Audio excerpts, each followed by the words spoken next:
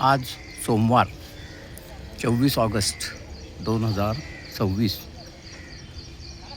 पनवेल येथे वडाळे तलावातील गणेश विसर्जन कुंडापाशी मी उभा आहे. आज इथे सकाळी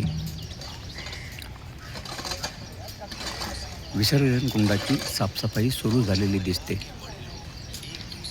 विसर्जन कुंडात साचलेल्या कचऱ्याचा व्हिडिओ काल मी केला होता.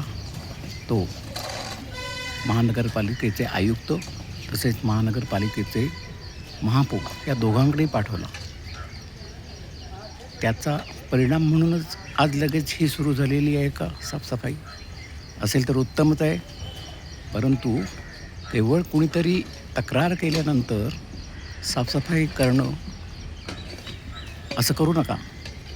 दररोज जसे रस्ते झाडता तसंच हे गणेश कुंडही दररोज स्वच्छ करा अशी महापालिकेला माझी विनंती आहे.